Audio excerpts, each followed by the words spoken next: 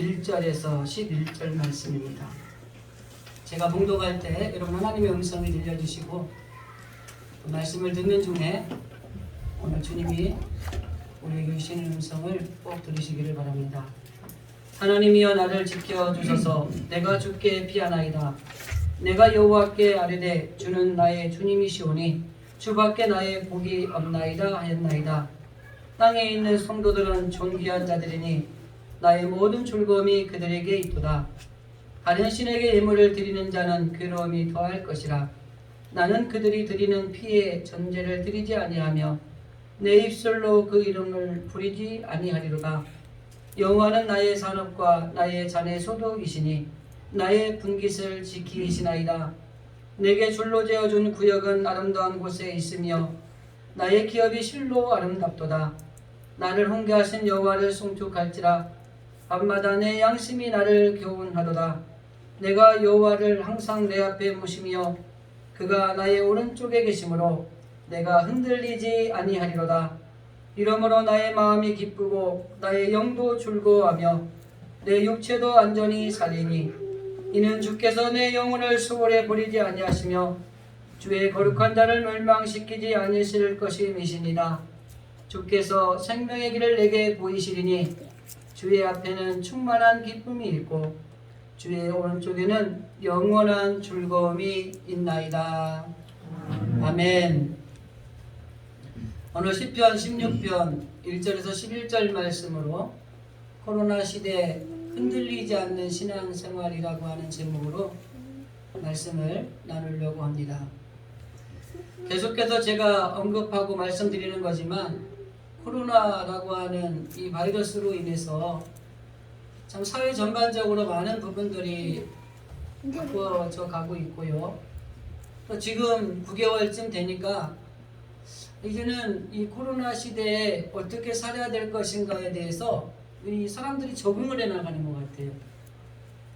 특별히 사회 전반적으로 많은 부분들이 변화가 일어나지만은 이 신앙생활에도 정말 놀랍고 획기적인 변화를 우리가 경험하고 있습니다. 우리가 이러한 시기를 맞아 이 코로나 시대에 우리가 어떻게 신앙생활을 해야 될 것인가, 그리고 이 코로나 시대에 우리가 어떻게 지혜롭게 슬기롭게 이 사회적인 전반적인 부분을 이겨낼 수 있을 것인가, 그런 부분에 대해서 제가 10월 달에 여러분과 말씀을 나누고 있습니다. 그래서 첫 번째 시간에는 코로나 블루를 이기는 비결이라고 하는 제목으로 이 코로나 블루, 우리가 지난번에 말씀드릴 때 설명드렸지만은 이 코로나가 지속됨으로 인해서 우울감이나 불안감, 두려움들로 인해서 느끼는 감정의 변화, 이게 코로나 블루라고 하는 용어의 어떤 뜻이죠. 그런데 이 코로나 블루를 이기는 비결이 뭔가? 그러면서 코로나 블루를 이기는 비결은 예수님 안에서 우리에게 주시는 기쁨으로 우리가 이길 수 있다, 이런 말씀을 드렸습니다. 저와 여러분이 예수님을 믿음으로 구원받은 하나님의 사람들이라면 이미 우리는 Jesus Joy, 즉 예수님의 기쁨 안에 있는 사람들이라는 걸 확신하셔야 돼요. 그러면서 세 가지를 말씀드렸습니다. 우리가 어떤 환경의 조건에서도 우리가 구원의 기쁨을 누려야 된다. 조금 힘들고 어려워도 하나님 나를 구원하셨다는 이 사실이 우리의 기쁨이 되어야 된다는 말씀을 드렸고, 두 번째로 우리가 고난 가운데서도 승리의 기쁨을 누리며 살아야 된다. 그리고 더 나아가서 우리가 주어진 자리에서 주를 위해서 헌신을 통해서 기쁨을 누려야 된다, 이런 말씀을 드렸습니다. 여러분, 이 코로나 블루라고 하는 이 우울감과 불안감, 상실감을 주고 있는 이 시대에 살아가는 저와 여러분이 예수님으로부터 구원받은 기쁨, 승리의 기쁨, 주님을 위해서 일할 수 있는 헌신의 기쁨을 통해서 여러분들이 이 코로나 블루를 이겨내시기를 바랍니다. 어제 세 분의 장로님이 오셔서 차를 한 잔 마시면서 그런 말씀을 드렸어요. 참 귀한 일을 하십니다. 개교회도 있을 것이고 다 있을 텐데 그 교회를 돌아보는 것보다 이 작은 교회를 돌아보면서 조금이라도 또 도움을 주기 위해서 그렇게 할 수 있다는 게 참 대단하십니다. 그랬더니 그 장로님 회장분이 그래요. 이게 우리 기쁨입니다. 이런 말을 해요.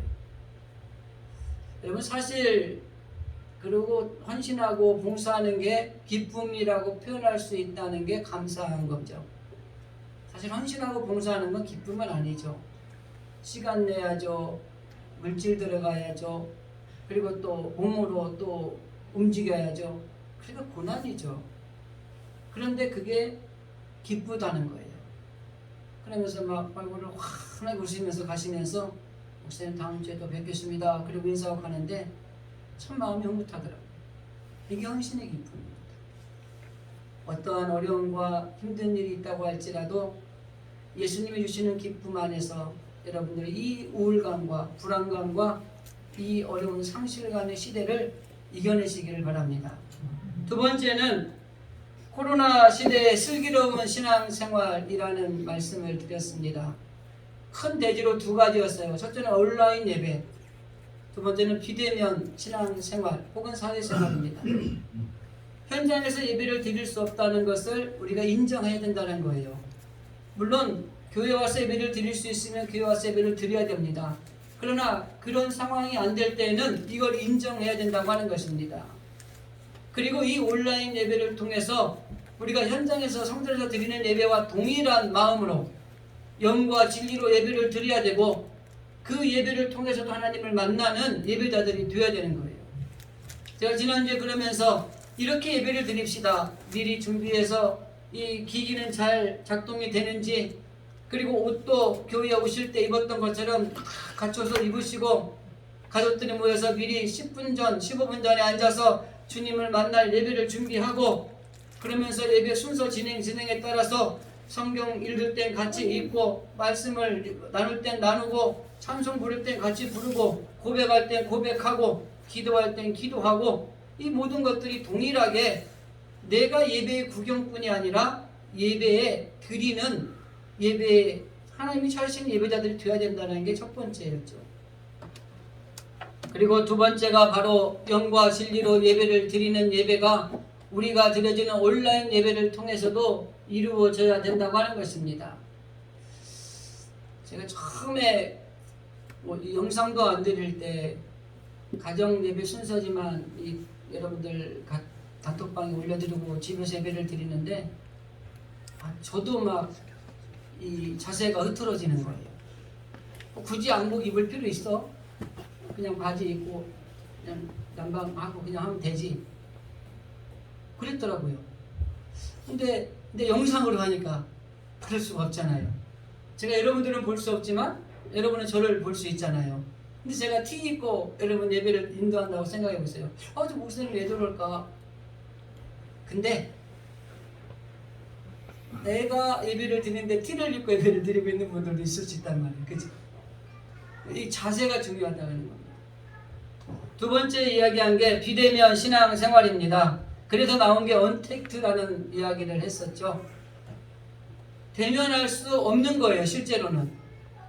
그런데 대면하지 않으면서도 만날 수 있는 다른 방법을 찾는 거가 언택트입니다. 그게 영상 예배도 될 수 있고 SNS도 될 수 있고 많은 부분들이 될 수 있겠죠.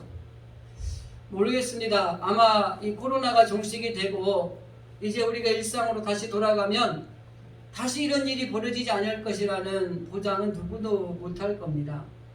그 이유는 여전히 바이러스들은 계속해서 나타나게 될 것이고, 그 새로운 우리가 알지 못하는 것들이 발견될 때마다 지금 이 코로나 시대와 같은 일들이 반복될 수도 있어요.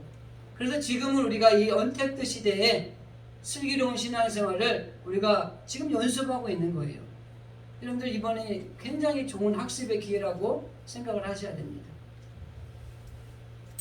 그리고 오늘은 세 번째로 코로나 시대에 흔들리지 않는 신앙생활에 대해서 말씀을 좀 나누려고 합니다. 유현진 선수 이야기를 잠깐 좀 하겠습니다. 유현진 선수가 미국의 토론토 제이 블루스인가요? 거기에서 아주 올해도 그래도 잘했습니다. 그런데 예전에 LA 다저스에서 이 선수로 있을 때 그 미국의 유명 스포츠 그 TV 채널인 ESPN이라는 프로가 있어요. 거기서 유현진 선수가 어떻게 이렇게 훌륭한 선수가 될 수 있었을까? 이거에 대해서 인터뷰를 한 적이 있습니다. 그때 유현진 선수가 두 가지를 이야기를 합니다. 첫째는 바로 자기가 재기에 성공했다는 거예요. 2015년에 어깨 수술을 했는데 그 어깨 수술을 받은 선수들이 대부분이 재기에 성공하기가 어렵답니다. 그런데 이 유현진 선수는 그 어깨 수술을 하고 재기를 해서 회복하고 그 재기를 통해서 성공할 수 있는 길이 열렸다, 이렇게 이야기를 합니다. 두 번째가 위기관리 능력을 말했습니다. 유현진 선수는 경기할 때도 그렇고 부상에서 이 어려움이 있을 때도 그렇고 그 위기관리 능력에 대처하는 능력이 탁월했다고 합니다. 그러면서 유현진 선수의 공을 받아줬던 그 AJ 앨리스라고 하는 포수가 유현진 선수의 성공의 비결을 묻는 질문에 이렇게 이야기를 합니다. 유현진 선수는 전혀 흔들리는 경우가 없습니다. 유현진 선수는 어떤 경우에도 흔들리지 않는다는 것입니다. 부상을 당했을 때에도 위기를 경기 중에 맞이했을 때에도 그는 미소를 잃지 않고 흔들리지 아니하면서 우리가 담대하게 그걸 이겨냈다고 하는 것입니다. 그래서 유현진 선수가 미국 메이저리그에서 정말 한국 선수로 보기 드물게 성공적인 선수 생활을 할 수 있는 비결은 흔들리지 않는 그 담대함이 있었다고 하는 것입니다. 선수 생활을 포기할 수도 있었고 매 경기할 때마다 위기를 맞을 때에도 그는 흔들리지 않는 담대함이 있었다고 하는 것입니다. 맞습니다, 여러분. 저와 여러분도 마찬가지입니다. 위기를 만날 수 있어요. 어려움을 당할 수 있습니다. 교회적으로도 그렇고요, 국가적으로도 그렇고요, 사회적으로 그렇고, 우리 가정에서도 그렇고요, 개인적으로도 그렇고, 우리는 얼마든지 매 순간순간 위기를 만날 수 있어요. 그런데 그 위기를 만날 때 두려워하거나 걱정하거나 그 다음에 좌절하거나 낭망하거나 결국에는 포기하는 수순을 밟는 것이 아니라 그런 위기 속에도 흔들리지 않고 담대하게 나갈 때에 성공할 수 있다는 겁니다.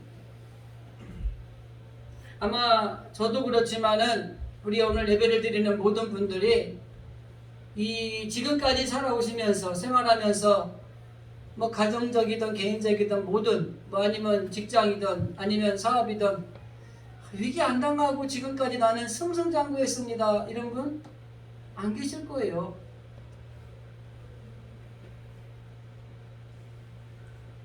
모두가 위기를 찾아 그리고 위기에 맞게 된다고 하는 것입니다. 그러나 중요한 건 뭐예요? 위기가 올 때 흔들리지 않는 게 중요하다고 하는 것입니다. 요동하지 않는 게 중요하다고 하는 거예요. 이럴까 저럴까 염려하고 걱정하는 게 아니라 담대하게 흔들리지 않는 굳건함이 있어야 된다고 하는 것입니다. 제가 지난 주중에 어떤 설교를 할 때도 그런 말씀을 드렸지만은 우리가 걱정하고 염려하는 거에 80%는요 일어나지도 않은 거예요. 실제적으로 이러면 어떻게 할까, 이게 염려의 80%예요. 일어나지도 않은 거예요. 일어날 수 있는 확률은 20%도 안 돼요. 그러니까 우리가 뭐 하면 돼요? 일어난 다음에 걱정해도 괜찮아요. 근데 일어나지 않은 일을 가지고 걱정하고 염려하다 보니까 마음이 흔들리는 거예요. 요동을 치는 거예요. 불안한 거예요. 두려운 거예요. 그래서 좌절하고 낭망하다가 안 되겠구나 두 손 들고 포기하는 거예요. 오늘 본문의 말씀을 제가 봉독해 드렸는데 이 시편 16편의 1절 이하의 말씀, 마지막까지 11절 말씀은 위기 가운데에서도 흔들리지 않았던 한 사람의 이야기를 기록하고 있습니다. 우리가 잘 아는 다윗입니다. 이 다윗이 8절 말씀에 보면 이렇게 기록하고 있습니다. 내가 흔들리지 아니하리로다. 위기가 있지만 그 위기 가운데 흔들리지 않겠다고 다짐하고 있는 모습을 보여주고 있는 겁니다. 우리들도 살아가다 보면 많은 위기를 직면해요. 그런데 우리가 어떤 마음을 가져 이 위기 가운데도 내가 흔들리지 아니하리라고 하는 이런 굳센 다짐이 필요합니다. 물론 다윗은 다짐으로 끝난 게 아니에요. 이제 말씀을 전개하다 보면은 우리가 위기가 찾아올 때 흔들리지 않는 다짐이 중요한 게 아니라 그 흔들리지 않게 되는 배경이 무엇인가를 아는 게 더 중요합니다. 자, 오늘 본문의 말씀에 보면 이 다윗이 위기가 있는 거예요. 왜? 이 처음에 1절을 보면 하나님 나를 도와주세요 라고 이야기하고 있잖아요. 그러니까 이 다윗은 자기가 해결할 수 없는 어떤 큰 심각한 위기를 맞이한 겁니다. 저와 여러분도 마찬가지예요. 우리가 이 땅에 살아가다가 그리고 하나님을 섬기다가 보면 우리가 감당할 수 없는 위기를 직면하게 된다고 하는 것입니다. 그런데 그 위기에 어떻게 흔들리지 않는 그런 담대함을 가지고 있고 그런 신앙의 위기 관리 능력을 발휘할 수 있었느냐? 오늘 성경의 본문에서 다윗은 우리에게 교훈하고 있습니다. 1절 말씀에 보면 하나님 나를 지켜주세요 라고 시작을 합니다. 아주 다급한 부르짖음이죠. 예전에 제가 어릴 때 사고를 치고 나서, 여기서 사고는 큰 사고 아닙니다. 목사님 사고쟁이였구나 이러지 마십시오. 제 얘기를 듣는 것은 저도 이렇게 부족한 인간이다 라는 걸 알려드리는 거예요. 사고를 치고 막 혼자 해결해 보려고요. 다 해보는 거예요. 근데 해결이 안 돼요. 내가 감당할 수 있는 선을 넘어간 거예요. 그럼 누가 할 수 있냐면 우리 아빠는 할 수 있을 것 같은 거예요. 그래서 하다 안 되니까 나가서 아빠 나 못하겠네 얘기 좀 도와줘요 이렇게 얘기를 하더라고요.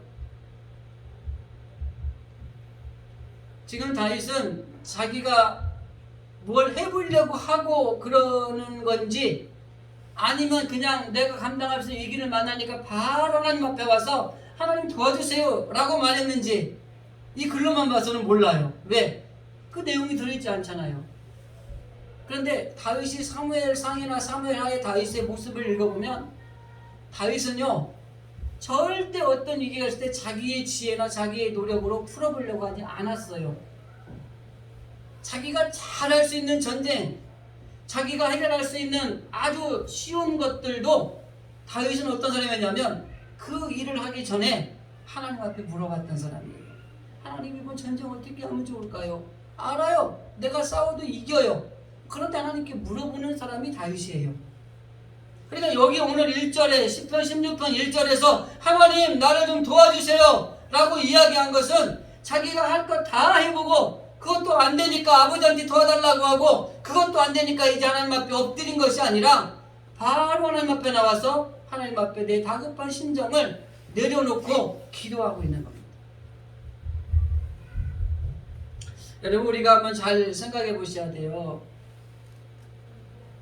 대부분의 많은 우리의 삶의 자리를 보면은 위기를 만나게 되면은 우리가 스스로 해결해 보려고 하는 성향이 참 우리에게 많이 있습니다. 뭐 아주 좋은 거죠.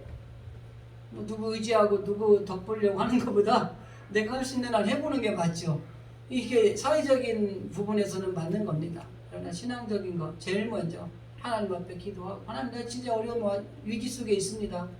하나님 정말 어려운 가운데 처했습니다. 하나님 나를 좀 도와주십시오. 하나님 도와주시면 제가 할 수 있는 일을 하겠습니다. 그리고 우리 할 일을 하고 하나님이 길을 열어주시면 다른 사람의 도움을 받겠습니다. 그리고 하나님이 도움의 손길을 주는 사람이 도움을 받을 것이고 그 안에서 하나님이 해결해 주시는 놀라운 능력을 힘입기를 원합니다. 이게 필요한 거죠. 8절에 보면은 내가 흔들리지 아니하리로다 라는 말씀이 있습니다. 흔들릴 수 있는 위기의 상황이 오지만은 나는 흔들리지 않는다고 고백하는 거예요. 그런데 이 다윗이 흔들리지 않는 결정적인 것이 1절입니다. 하나님 나를 도와주십시오. 하나님한테 도와달라고 했기 때문에 흔들릴 이유가 없는 거예요. 왜? 모든 걸 하실 수 있고 능력이 있으시고 우리의 문제 해결자가 되시고 우리의 능력이요 구원자시고 힘이 되신 하나님, 그 하나님 앞에 도움을 요청해놨기 때문에 내가 요동칠 필요가 없는 거예요. 내가 흔들릴 필요가 없는 거예요. 내가 걱정하고 염려하고 두려워하고 불안해요. 상실감에 빠지고 좌절하고 이럴 필요가 없는 거예요. 왜? 하나님 앞에 도와달라고 했기 때문에 이제는 우리는 믿고 가는 거예요. 그리고 안 흔들리는 거예요. 근데 우리가 왜 흔들리느냐? 위기가 닥치면 내가 하는 거예요. 안 되는 거예요. 그러니까 더 걱정되는 거예요. 더 두려움이 쌓이는 거예요. 우리가 해야 되는 겁니다. 맞는 거예요. 누군가의 도움을 받아서 해결해야 되는 게 맞는 거예요. 그러나 그 이전에 하나님 앞에 먼저 내려놓고 도움을 요청하고, 그리고 내가 할 수 있는 길을 열어주시면 내가 최선을 다해서 일을 해야 되고, 내가 할 수 없으니까 다른 사람을 붙여서 일하게 하시면 그것도 하나님이 보내주신 놀라운 해결 책임을 믿고 같이 일해 나가는 거예요. 거기에 놀라운 승리의 비결이 있어요. 흔들리지 않는 비결이 있다고 하는 것입니다. 이 말씀을 종합해 보면 다급한 위기가 있지만은 내가 하나님 때문에 나는 흔들리지 않는다는 것이 결론입니다. 다윗이 어떤 위기를 만났는지 이 본문의 말씀을 통해서는 잘 모릅니다. 그런데 많은 학자들이 추측하기를 아마 지금 이 시편 16편 정도의 다윗이 위기를 맞은 것은 다윗이 이 목동으로 있을 때 사무엘이 와서 갑자기 일본에서 아들을 줄줄줄 하더니 다윗에게 기름을 붓더니 너가 왕이야 이렇게 얘기를 해줬어요. 자기가 왕을 하겠다는 것도 아니었어요. 그래서 그 길이 열어주고 난 다음에 이 형들 전쟁터 나간 곳에 가서 이 이스라엘 백성들 하나님을 모욕하는 골리앗을 보고 의문이 일어난 거예요. 그래가지고 이 골리앗을 쳐서 물리친 거예요. 그러면서 영웅이 된 거예요.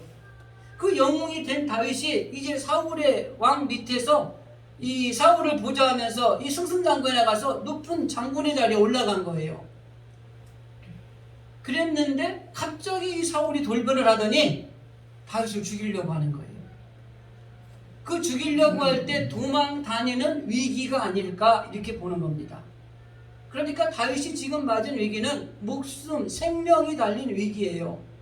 돈 문제도 아니고 사람과의 관계 문제도 아니고 조금 허리 다치고 교통사고 문제가 아니라 내가 죽느냐 사느냐의 아주 심각한 위기에 당면한 다윗의 모습이라고 우리가 보시면 됩니다.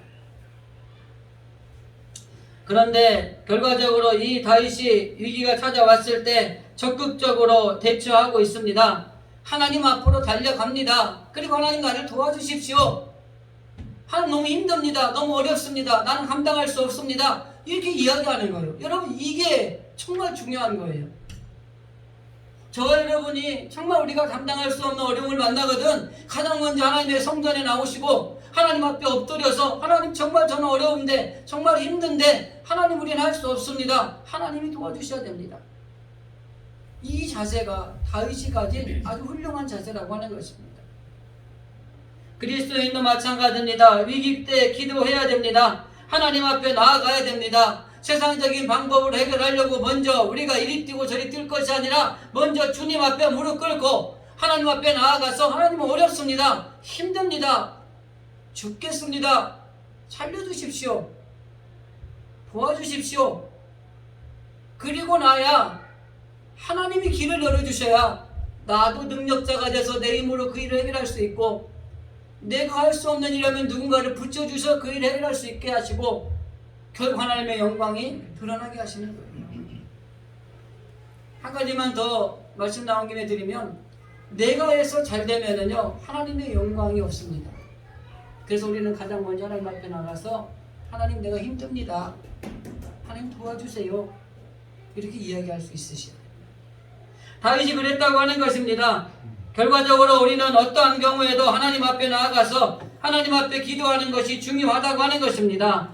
사무엘상 7장 9절에 보면 이 사무엘이 그 이스라엘 백성들이 위기에 처했을 때 사무엘을 찾아가서 우리를 위해 기도해 달라고 이렇게 부탁을 해요. 그러니까 사무엘이 7장 9절에 보면 이렇게 말씀하고 있어요. 사무엘이 젖 먹는 어린 양 하나를 가져다가 온전하게 전 번제를 여호와께 드리고 이스라엘을 위하여 여호와께 부르짖음에 여호와께서 응답하셨더라 이렇게 되어 있어요. 이스라엘 백성들이 위기 가운데 사무엘을 찾아와서 우리를 위해 기도해 주세요 라고 부탁을 했더니 사무엘이 기도하기 전에 하나님 앞에 제사를 드리고 백성들을 위해서 기도를 했더니 하나님이 그들의 기도를 응답해 주셨다. 이게 사무엘상 7장에 있는 이야기입니다. 여기서 역으로 주작하면 한 가지 의문점이 생기는 게 있어요. 자, 그러면 이스라엘 백성들은 위기 때 기도하지 않았다는 겁니다. 여러분, 사무엘 같은 선지자에게 기도를 부탁하는 것 중요합니다. 그러나 이스라엘 백성이 하나님께 기도하면 하나님은 그 백성의 기도를 들으시고도 하나님은 그들의 기도에 응답하신 하나님이세요. 우리는 종종 보면은 기도 욕심 있는 분들이 있어요. 그래가지고 본인은 기도를 많이 못하면서 많은 사람이 기도를 막 부탁을 하고 다녀요. 굉장히 지혜로운 사람입니다. 그러나 오늘 이 사무엘상 7장의 말씀에 빗대어 보면 본인의 기도가 더 중요한 거예요. 그리고 합력해서 중보기도해 주는 건 하나님의 역사를 더 크게 만드는 거예요. 오늘 이스라엘 백성들이 사무엘에게 기도를 요청했어요. 그랬더니 사무엘이 하나님 앞에 기도했더니 이스라엘 백성들의 기도를 들어주셨어요. 그러나 그 단계를 가지 않고 내가 하나님께 기도를 해도 하나님은 우리의 기도를 들으시고 우리의 기도에 응답해 주신 하나님이라는 겁니다.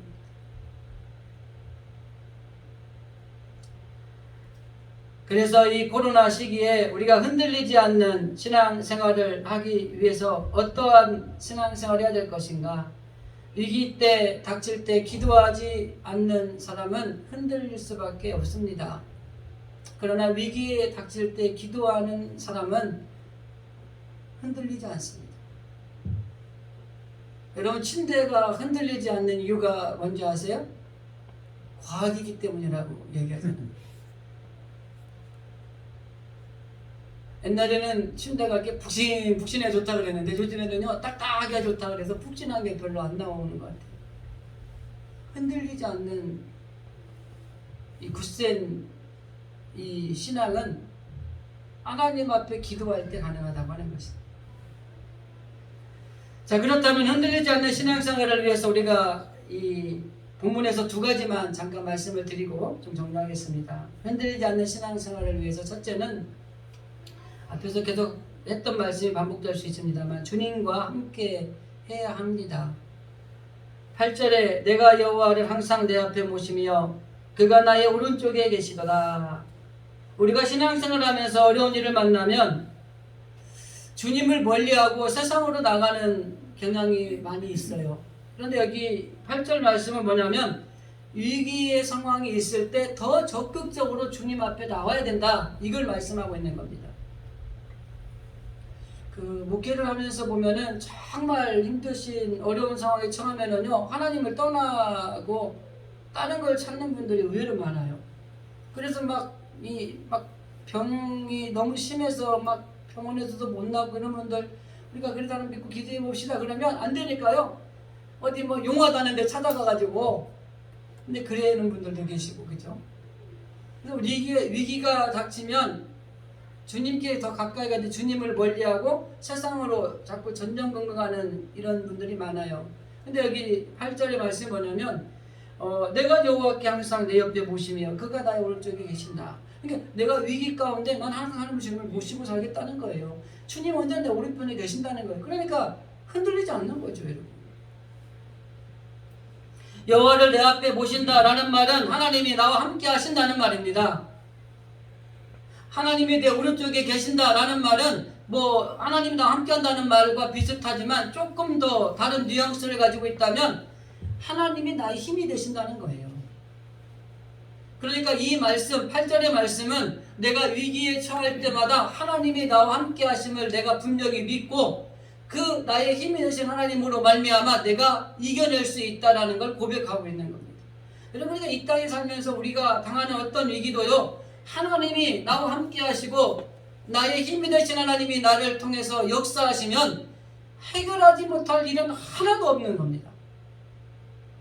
그러니까 우리가 먼저 하나님 앞에 나와서 하나님 앞에 기도함으로 흔들리지 않고 유동하지 않는 이런 굳센 믿음을 가지는 것이 중요하다고 하는 것입니다. 그래서 정말 우리가 필요한 것은 정말 위기 속에서도 하나님이 우리와 함께 하신다는 사실을 믿고 살아야 된다고 하는 것입니다. 그래서 내 곁에 나와 항상 함께 하신 하나님, 그 하나님을 찾아 손을 내미는 주님의 손을 잡고 걸어가는 것이 이겨내는 길이에요. 제가 언젠가 말씀드렸던 것 같은데, 너무 힘들고 어려워서 이렇게 하나님 앞에 기도를 하고 하나님 앞에 열심히 부르짖었는데도 해결이 안 되니까 어떤 성도가 이렇게 하나님 앞에 원망을 하며 기도하는 거예요. 하나님, 내가 이렇게 힘들 때 하나님 대체 어디 계셨습니까? 잔잔한 목소리 하나님이 그 사람에게 이렇게 얘기를 했어요. 네가 정말 힘들고 어려울 때 나는 항상 네 옆에 있었다. 그러면서 이렇게 청가를 했어요. 네가 손을 내밀지 않았고 내가 내미는 손을 네가 잡지 않았다.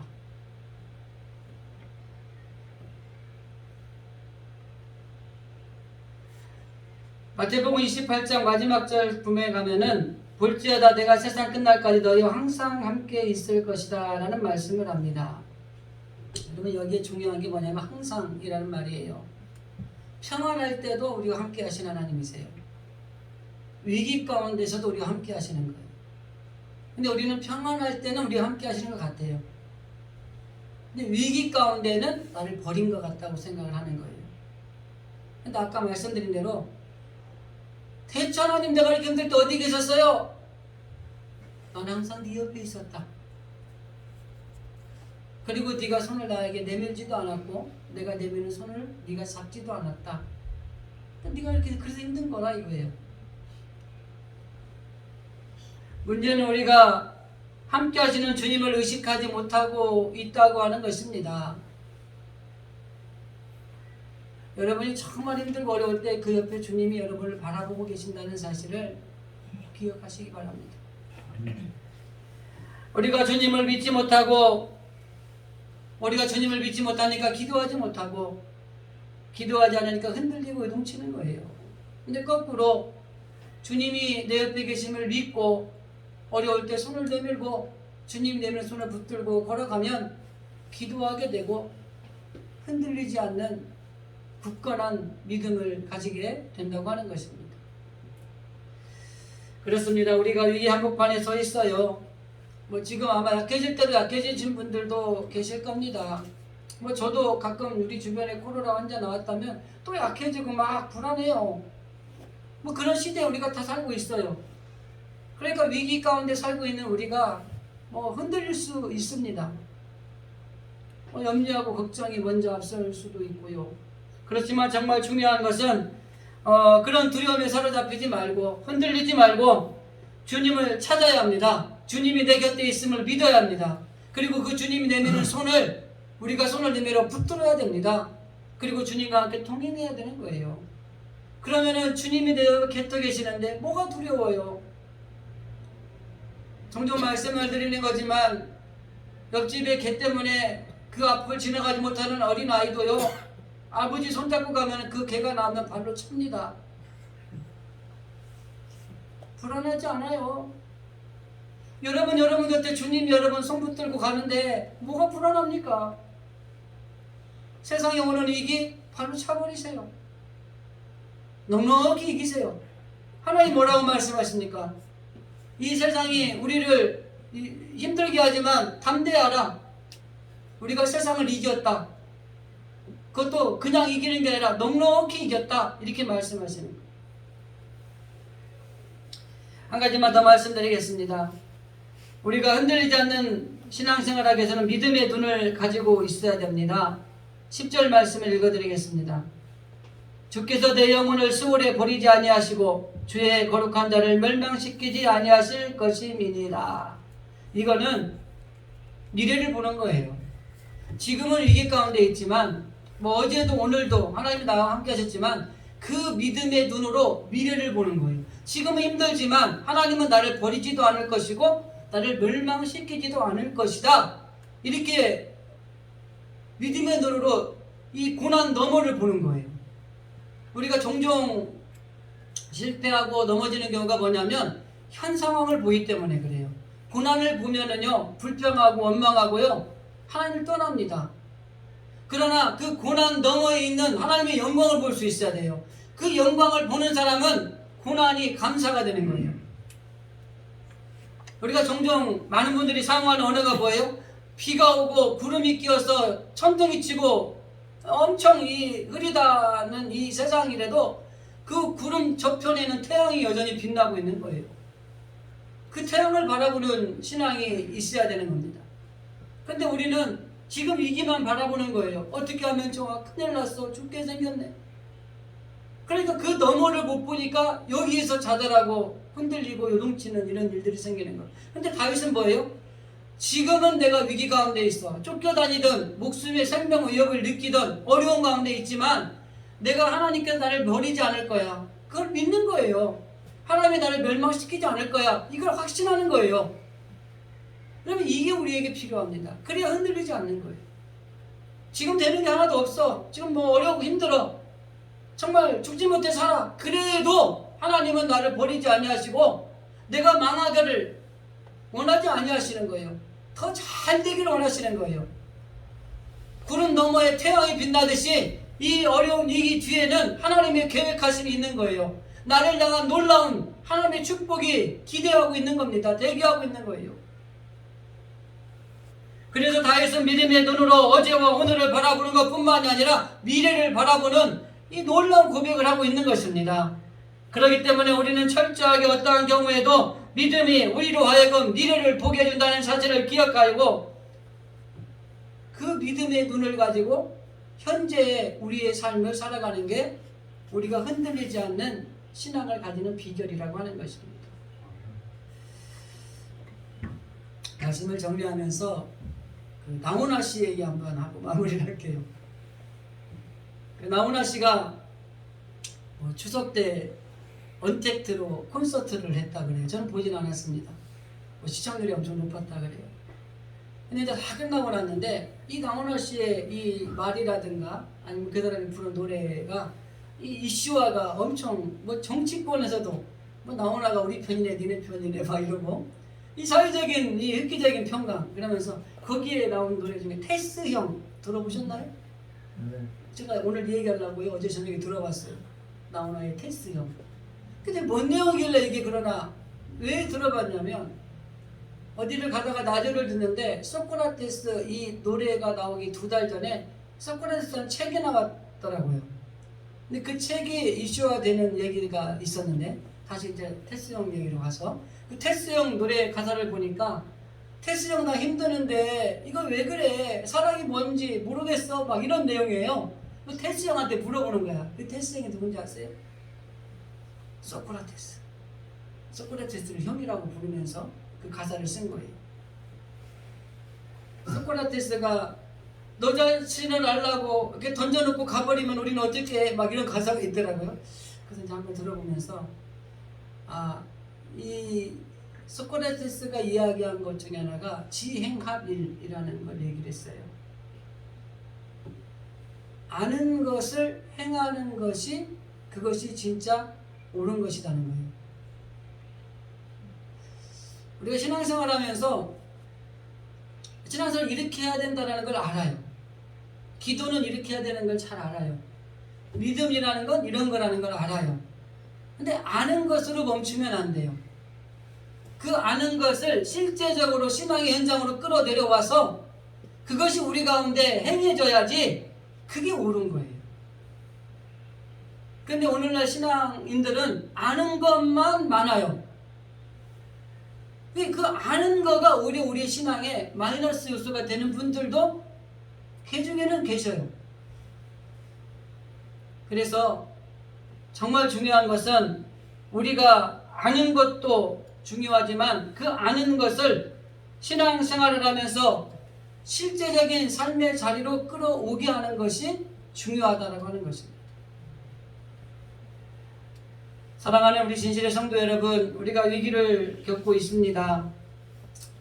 그러나 다윗처럼 흔들리지 않아야 됩니다. 아니, 흔들려서는 안 됩니다. 여러분 앞에 다가오는 위기가 있거든 먼저 하나님 앞에 나아가십시오. 그 하나님 앞에 나를 좀 도와달라고 기도하십시오. 더 나아가서 주님의 손을 붙잡고 믿음으로 이 코로나 이 시기를 이겨내시기를 바랍니다. 세상은 흔들리기 쉬운 세상에 우리가 살아가고 있지만은 그럼에도 불구하고 정말 우리는 위기 속에 기도하시고 주님이 언제나 우리 곁에 계심을 믿으며 하나님을 바라보며 나아가는 우리들이 되어야 될 것입니다. 이 코로나도 언젠가는 지나갈 것이고, 그리고 하나님이 이 이후에 저 여러분을 통해 사실 놀라운 계획을 기대하면서 코로나 시대에 흔들리지 않는 신앙인들이 되어줄 수 있기를 주님의 이름으로 간절히 기도드립니다. 아멘. 기도하겠습니다. 고마우신 하나님 감사합니다. 코로나로 인해서 정말 많은 전반적인 생활 부분들이 변화되어져 가고 있고, 이제는 그 변화되어져 가고 있는 것들 속에 우리가 적응해 나가며 그래도 슬기롭게 지혜롭게 흔들리지 않으며 잘 주님을 섬기는 주의 백성들인 줄로 믿습니다. 오늘도 정말 코로나 시기에 우리가 어떠한 경우에도 흔들리지 않는 신앙생활을 통해서 정말 다윗이 우리에게 보여주고 교훈한 것처럼 우리들도 믿음을 가지고 이겨내는 하나님의 자녀들이 되게 하여 주시옵소서.